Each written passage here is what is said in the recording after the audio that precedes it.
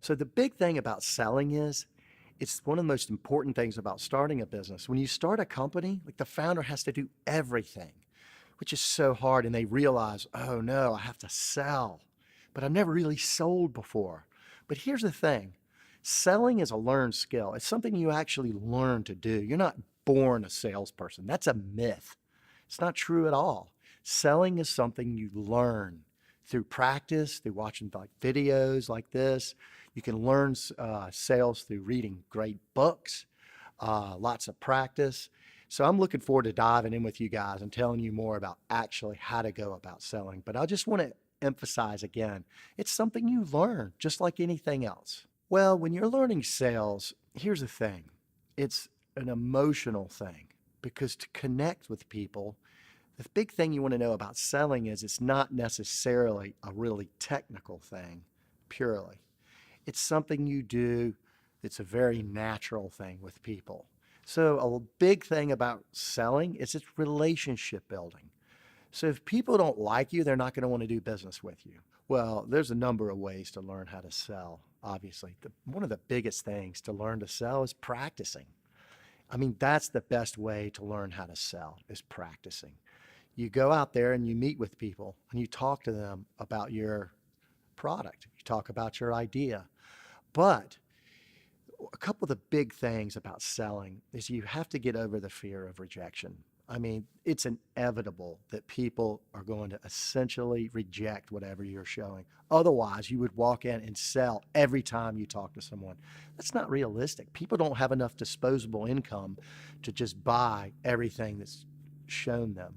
So, get over the fear of rejection because it's really not that bad. If you don't put people in a corner and make them feel uncomfortable with what you're selling, they should be absolutely fine. So trying to get over the fear of rejection is one thing I think is important.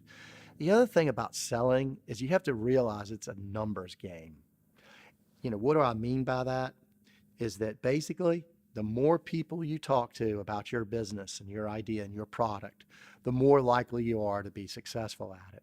So getting comfortable with the fact that you have to talk to lots and lots of people about your idea and however you go about doing that, whether it's cold calling, um, using connections and partnerships and that kind of thing. However you're getting into those numbers, it is a numbers game. But let's back up. I want to tell you more about what I mean by a numbers game. Let's say you talk to 100 people and you're hoping that as many of those 100 people will buy your product as possible. Well, a lot of times it may just be, especially in the beginning, two or three people. And by the way, this really successful business I know, the founder started, he says, for every 100 people I talk to, three or four would give it a shot and one would buy. So basically, the statistics for that particular business were literally 1 in 100. And that business became very successful. So it really is a numbers game. And speaking of that, keeping up and actually keeping score for that numbers game is a great thing to do. I mean, literally, which sales techniques work better. So whether you're talking to people, calling people, drawing leads, going to a trade show, whatever they are. Maybe you go to a trade show, it's a numbers game. You talk to 100 people and 20 become interested in your product. Maybe when you cold call, it's only three. So you realize which numbers game is working best for your particular business. When it comes to improving at selling, how do you get better at it? One thing that people don't realize when they're getting into sales is that listening is more important than talking. And that's something tough to actually grasp, but it's true. The best way to sell is by asking really good questions. Let me explain. There's one of the most famous books ever written is Making Friends and Influencing People. It's a great book written in the 1930s. I highly recommend you take a look at it. But one of the things that the author talks about in Making Friends and Influencing People is that you ask questions about things they really care about, not necessarily just general questions, but specific questions to what they care about.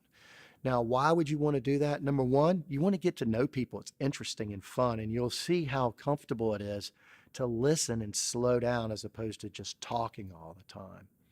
But I think, one of the things that new salespeople do that really hurts them is they think they have to talk, talk, talk, talk, cram their product down people's throats. And that's really not what sales is. It's more about a very slow, careful articulation, question and answering process that you're using with the potential buyer. So again, when you ask people questions and they feel comfortable with those questions, that's what's going to work. Um, the other thing about asking questions is when you ask questions, you're going to tailor your response to your product and your ideas based on what they tell you. So of course you're going to ask questions that relate to what you're doing on how they're managing a particular process that you can solve. And they like that, by the way. That's something that helps them.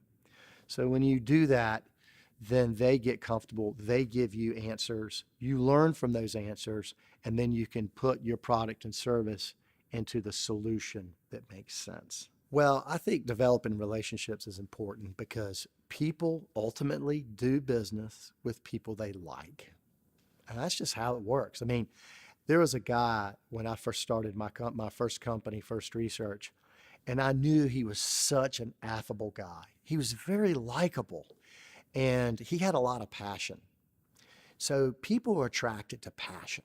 So if you really love what you do, people see that and they appreciate it and they don't think it's a weird thing. They don't think it's uncomfortable. They like it. So ultimately, what it's about with that passion is developing relationships. Because the guy I was talking about earlier, he's so good at developing relationships that he's able to explain how our product works, what advantages it has, because people like being around him, because he makes it about them. He doesn't only make it about his product and service. And so there's this perfect give and take, and that's part of where the relationship is. I mean, you think about like when you're dating, for example. When you go out on a date, the person you're going out with, they want to get to know you and learn what you're like, which is kind of synonymous with your product. Also, they want to have the opportunity to talk about themselves and tell you about where they're coming from. It's just like dating from that regard. It's a comfortable conversation to develop relationships with the person you're talking to. And again, if you're talking about yourself the whole time, they're going to feel very uncomfortable on a date or when you're selling your product or service. So ultimately, it's about developing relationships. So how do you become a likable salesperson? How do you become likable in that relationship so you have that opportunity? Well, I mentioned one, which is the ability to ask questions about that person, to make it about him or her, whoever you're meeting with, make it about them. That's really key. What are some other things? Be a really good listener. That's something you can practice. If someone's speaking to you about something that has to do with your product or service or has to do with them, listen carefully. Look them in the eye. Make them feel comfortable. Um, Pause. That's really important. See, salespeople, they think that you can never pause in a conversation. So when you're talking to somebody, if there's this little like gap in time, they get really uncomfortable and they start speaking. So don't do that. Instead, get comfortable with 2 to 3 seconds of silence. That helps people process. It helps them think. It helps them know that you're confident and you're comfortable. So that's how to be affable and how to be likable as a salesperson. It's just being really comfortable. And again, how do you become comfortable? Practice. The more you practice, the more you have these meetings, the better you're going to get at it, especially if you pay attention to the things that you read and learn about selling. Okay, so how else can you be likable as a salesperson? Well, the big thing is, this might sound really basic, but you really want to get to your meeting on time and respect people's time. How do you do that? Well, number one is you make sure you have when you set up a meeting, you have a start time and an end time. There's nothing worse than setting up a meeting, say, for 10 a.m. and then just hanging around for an hour and a half when it could have been accomplished in 15 or 20 minutes. A lot of times I like to schedule meetings for 30 minutes. Now it depends upon what you're selling and that kind of thing. But what's key is, let's say you have a meeting at 10 a.m. and let's say it's 10:30 a.m. and you're still like on a roll and you're like right in the middle of making a good case with your prospect. Well, here's what you should do to be respectful of people's times. You should say, hey, I promised you would finish at 10:30. It's 10:30 right now. Would you like to reschedule or would you like for me to stay longer? What would be good for your time? See, this is so important because by doing that, you're showing them respect for their time. And that is so key. And that's also a big part about being likable as a salesperson. What are some other things you need to do? Well, present yourself well. You know, it's like how you dress is important, but think carefully about how you dress versus the way they dress. People feel comfortable, you know, it's kind of like a chameleon kind of thing. If you're dressed like a complete bum because that's your style and that's what you like, they're dressed really nice, they may feel uncomfortable or vice versa. I remember one time I showed up to a meeting and I had on it was a cold, snowy day.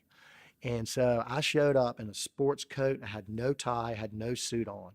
And I got a lecture from the person I met with and said, look, when you come to our headquarters, always have a tie on. Never dress less than the way we're dressed here. And I was really embarrassed, you know, but she was right.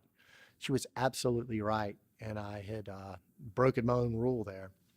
Yeah, I think one of the keys to selling is also knowing your own product and service really well. The devil's in the details. So if you understand the nuances to how your product can help, you're going to have a real advantage over somebody who generally knows. One of the ways, when you start a small company, a lot of times you're going to compete with a much larger company. And if you're the founder and you're the one selling the product, you should be able to outsell the salesperson from that bigger company because you know the nuances so much better because you lived it. You have a distinct advantage as the founder of knowing how your product was built and how it was created, the tiny little nuances that make it way better than your competitor's product. The other thing about knowing your product well is having the ability to teach the people you hire how to know the product as well as you do. And how do you do that? Well, you take your time with them. You teach them the little nuances that make your product special, that make your product or service way more useful than the bigger competitors. Because quite frankly, their salespeople's, they're not going to have that advantage. That's going to be one of the major things a small business can do to outfox and outsell a bigger company is knowing way better your own product or service than their salespeople do because they have hundreds of thousands of them. The other thing about selling that I've talked about already is not making it only about you. And I think that's why you should really know whoever you're selling to well. How do you do that? Let's say you have a product or service that's selling to businesses. Let's say you sell to all types of businesses, as an example, many, many types. Then you want to get up to speed and really understand how those types of businesses actually work. Let's say you're calling an engineering company. Well, then you want to know the basics of engineering. How do engineers do what they do? The way you can get up to speed on engineers is just an example, could be any type of industry, is you read basic industry reports. You go online, type in engineering services, and then you start learning about them. And then take everything you learn and ask them specific questions about that particular type of business. Again, one day you might be calling on a bank, the next day a furniture company, the next day an engineering company, whatever type of company it is, you want to get up to speed on that particular type of business so that whoever you're meeting with will be very surprised by how much you know about their business and industry. So once you know their business and industry, then you need to tie in your product or service with whatever their challenges are. So if engineering challenges or furniture company challenges are different, you say, I can help you with this specific thing that specific type of business deals with. So you've had the initial meeting. Let's talk about follow-up. That's always a kind of an awkward thing because now I do want to point out that when you have a meeting with somebody, make sure you know what the next steps are. So I like to break my meetings down into thirds, especially if it's a first meeting. A third of the meeting should be about you. A third of the meeting should be about them. And a third of the meeting should essentially be about next steps. What do we do next?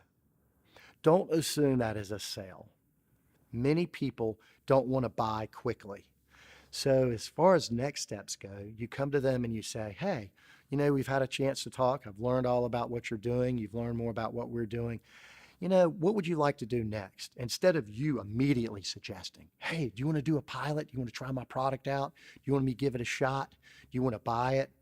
Just take a step back and ask them what they'd like to do next.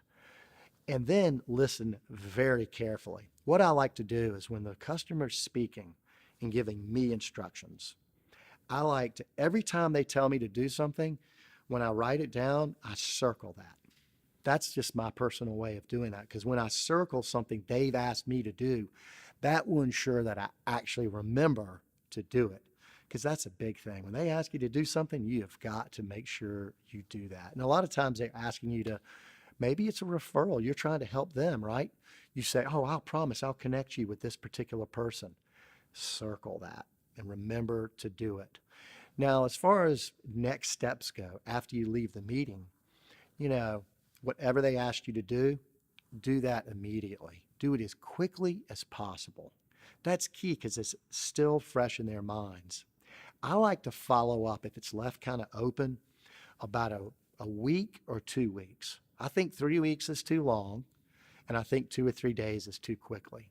Now, it depends upon your product or service, of course, but usually a week is about right for certain types of next steps. But if they ask you they need something, you want to do that immediately. So let me tell you a couple of examples of follow-up. A customer may ask you, for example, for a proposal. Say, send me a proposal.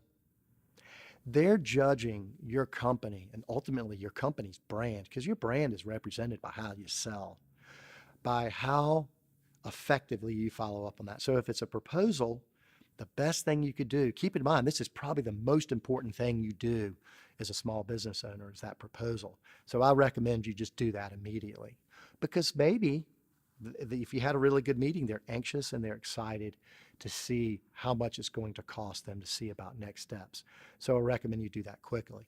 Let's say they've asked for a sample or something like that. Then with a sample, you want to get it back to them, of course, as quickly as possible. Let's say it's references. They say, send me some references of some other people you've done business with. You want to have that list created beforehand so you don't have to go scramble and take several days to track people down to see if you can have their permission to be used as a referral. You want to already have that list of referrals and get it right over to them. And then, have the situation really tight where it's elegantly laid out, clean and clear with people's phone numbers that they can call, all right there together, all via email or however you want to do that. Testimonials are so critical to selling because, it's pretty obvious. People don't want to do business if they don't know that you've already served someone really effectively. So I'm a big fan of making sure that you get, as soon as you can, testimonials or maybe like mini case studies. Mini case studies are like, a couple of paragraphs or a page or so on the customer, how you solved their problem, what problems they had and challenges, and then how you went about, of course, fixing that for them. But a testimonial, that might just be 2 or 3 sentences, or maybe 3 or 4 sentences or something like that of somebody you've done business with articulating how effective you were. These are really critical to have on hand all the time to make sure people know. And, instead of just cramming testimonials down people's throats, ask them, would you like some testimonials? Would you like some references and that kind of thing, instead of just cramming it down their throats. I think that the best testimonials have basically the problem you solve for them and the fact that they got tremendous value out of that relationship. And all very tight and concise and easy. So one of the most challenging things about selling, especially a new product or service you're starting, is who do you call on? Okay, this is really critical to success. The other way you hear that phrase is, how do I find a market? What is the best market for my particular product or service? Is it 30 somethings? Is it 40 somethings? Is it men? Is it women? What type of customer are really going after? Well, here's the thing. When you're looking for a particular type of people to sell to, you don't want to just go extremely wide. It's called a wide net at the beginning. What you want to do, you have to just start with who you guess would be the perfect target market. Go after those first. If you're not really feeling it, then you go to other target markets. Now, how do you do that? Here's how, like when I started my company, I said, okay, I spent 80% of my time going after my first target market, which happened to be banks. So 80% of my time I was selling to banks. 20% of my time I was exploring other markets like CPAs or business advisors. Of course, that's just my particular situation. Your situation could be completely different. Maybe at first you're going after 30-something women who have incomes between 100 and 200,000. 80% of your time, because you think that's the perfect type of person to talk to and sell to about your business or service. 20% of the time, you may want to be going after women between the ages of, say, 50 and 60, or men in their 20s, because you're still looking for the perfect type of customer. Because again, you don't really know who your product and service is going to resonate with until you try. So I highly recommend you go about it that way. So a big part of knowing who your target market is knowing who within, say, an organization is the decision maker. Let's say you're calling on businesses. Should you be calling, for example, on the president of that organization or that company, or should you be calling on the accountant for that organization or the person who's in charge of sales? Who do you sell to ultimately within a company? That's a big, big decision. You see, don't always assume that the top decision maker is the only person in an organization who can buy, because they can often buy, but the person under them may have a lot more time available to actually vet or understand your products or service. So therefore, what you may want to do is really get to know the people just under the president, as an example, that could really use your service, because they become an advocate for you. They become a salesperson for you.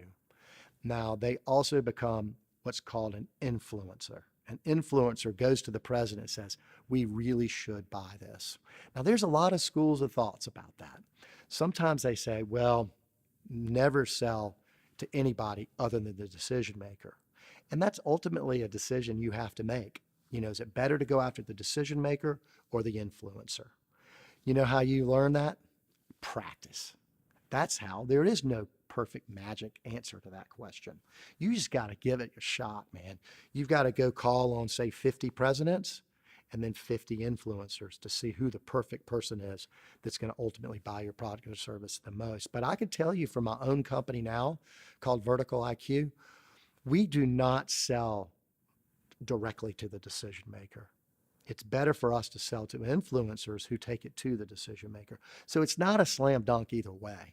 One of the biggest challenges with selling is what people sometimes refer to as overselling or selling beyond the sale. What am I talking about by that? What I mean is people just overdo it. So what they do is, let's say, if you've heard that term, never give up. Well, it's true, you never give up, but some sales are better for you to just take a step back and give people time to absorb it and patience. You don't want to cram it down their throats. Just put yourself in their shoes. That's the most important thing you can do, actually. Put yourself in their shoes. Don't try to oversell. And what I mean by that is that you're just flooding the prospect with benefits, that your solution is the best thing since sliced bread, because it's probably not to them. So how do you get around that? Well, you don't oversell. What you do is you include benefits to your product and advantages to your product subtly, smoothly, at the right time, and you don't just cram it down their throats. Make them feel comfortable with those benefits. Or the other thing you could do is follow up in an email when you're finished, just to reiterate, hey, here are the advantages of our product. You don't want to undersell either, right? That wouldn't be good, where you don't ever explain what your advantages are and what your benefits are. So what you want to be able to do is do it the perfect amount. And I think the perfect amount is based on however that prospect or customer is acting. So you've got to be able to read the prospect. He or she is going to send you signals. They're going to, if they're uncomfortable, they'll start looking down a lot. If you're talking too much, you can just sense it from them. They may have a personality where they like to talk 80% of the time. If they do, let that happen naturally. If you fought that and you tried to talk 80% of the time, that's overselling, because you're so desperate to make sure they see all these things that are so great about your product or service. They never got their objective, which is talking 80% of the time. So let them control the meeting a lot of times. The other idea around not overselling, let's say that you've already sort of made a sale and the customer said, hey, I'm comfortable with this product or service. I really like it. And instead of just easing into it, you keep selling, you keep cramming it down their throats. Then they begin to get uncomfortable with that, whatever you're selling. And you try to overdo it. Maybe you go for it too hard. Maybe you try to sell too many of your features. So you already have one sale and they're very comfortable with that particular sale. And now you try to make another sale on top of it. You want to ask them to buy more products or services. Then they begin to think your objective is only to make money, but not look out for their best interests. That's how they feel. So instead, get comfortable with that first product, whatever it is they want to buy, or first service. Do that really well, and I'm sure you'll get an opportunity to do to provide another product or service. Okay, so speaking of following overselling, let's talk a little bit about how much you follow up after a meeting. Let's say the person gave you positive vibes and they're like, yeah, this is really good. And then you follow up a week later, like we talk about a week later, and they don't respond to you. You call them, you email them. Now it's a week after. So what should you do? Should you follow up the next day, the next week, 2 weeks later, 3 weeks later, etc.? Well, the short answer is it depends. With my product or service, which I sell to businesses, then we like to follow up.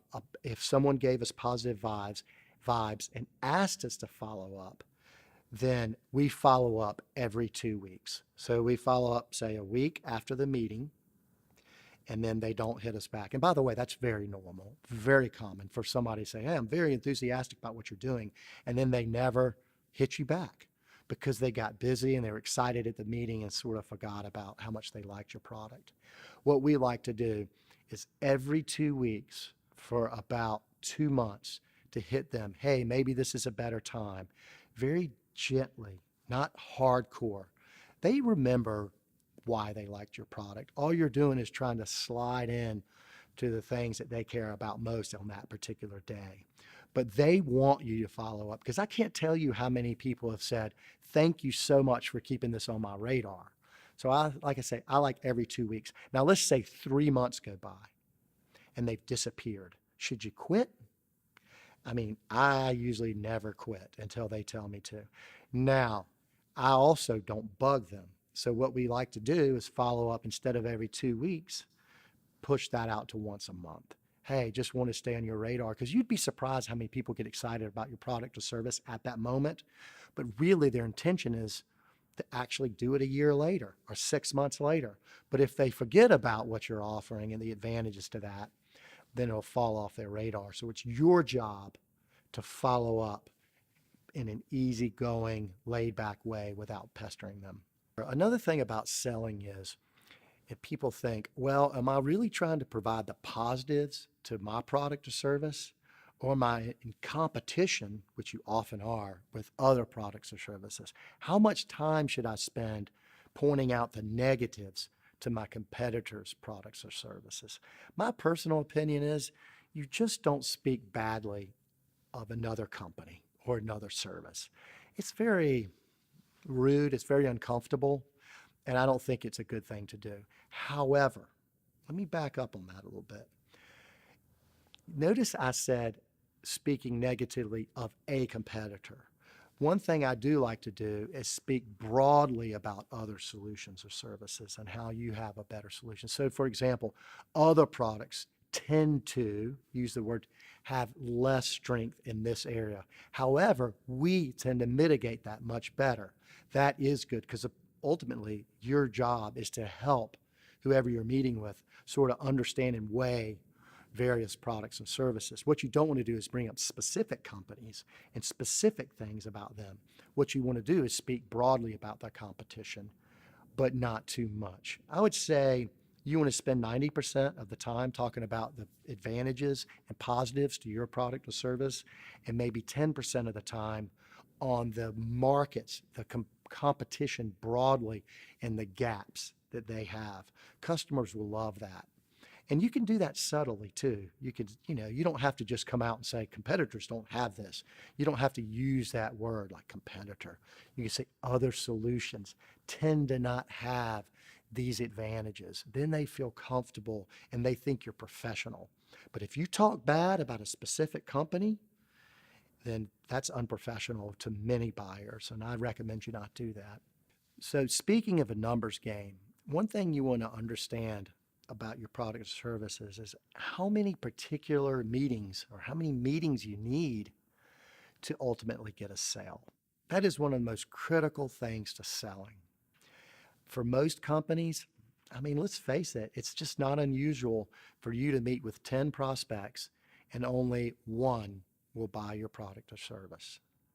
So as a salesperson, I don't want you to get down realizing that you're only closing 10% of your meetings, because depending on how you're pricing the service or product, that could be really good. Now, if you're doing better than that, that's fantastic too. But build it into your pricing and your sales model, because one of the most important, I guess you could call it statistics or numbers to a company is what's called cost of sales. How much does it cost you to actually get a sale? And I think so many products and services underprice their product or service because they don't realize how expensive the selling process and marketing process actually is. So make sure you have a good grip on what those statistics are. And again, it could be that you're only closing 10%. Now, let's say that you're only closing 10% and you think that's bad, that you really should be closing 20 or 30%. That must mean you need to get a lot better at selling. Let's face it. I mean, I have looked at so many different salespeople who have worked with me. Some people are better at it than others. And that's critical to understand. If you're not a great salesperson and you don't think that you're really that comfortable, it's not really your calling, hire someone or bring in a partner who really is good at selling. Because all those salespeople who've worked for me, they'll have the same markets. Some will sell twice as much as the other salesperson. So it's a learned skill. That's true. However, some people are better at it than others. So if you're struggling with the knack, it's called the knack for sales, then mitigate it and figure out how to get better at it or hire people who are better at it. So how would I summarize the whole art of selling your product and service? I think if I had to make it about one thing, I would say make it about the customer. If you have what's like sympathy and empathy for the customer, and your biggest, most important thing is, are they comfortable? Do they feel like you're providing the value and the ideas that help make their business better? Then ultimately you'll be successful. Because one of the most critical things salespeople can do is help improve whoever they're meeting with business. And it may not even be your product and service. It could be that you provide connections to them, that you help their business succeed. So some people have asked me, who's the best salesperson you've ever met? The best salesperson I ever met was a guy named Jim McCall. So I used to, when I was in my 20s, I worked for Bank of America, and the CEO of Bank of America was Hugh McCall. Jim McCall is Hugh McCall's brother, and his whole job was business development. He would run around and get businesses to do business with Bank of America. And one time I was honored enough and lucky enough for him to come sell with me in Wilmington, North Carolina. So we went and met with this particular prospect, and I was blown away by how great he was at selling. What did he do on that call that blew me away so much? Well, he immediately sat down, this guy, his name was Frank, and he said, okay, this is actually his accent. He said, Frank, let me ask you a question. Who are the top 10 companies that you would love to do business with that you're not doing business with right now? And he goes, well, and he starts writing all these names down. And then Hugh McCall says, oh, well, let me ask you a question. If I can help you do business with some of these companies, would you consider doing business with our bank? And he said, yeah, absolutely. He goes, okay, I'll get to work. Okay, that's just part of it. So we got in the car and he starts calling everybody at the bank. Who do you know who knows these businesses?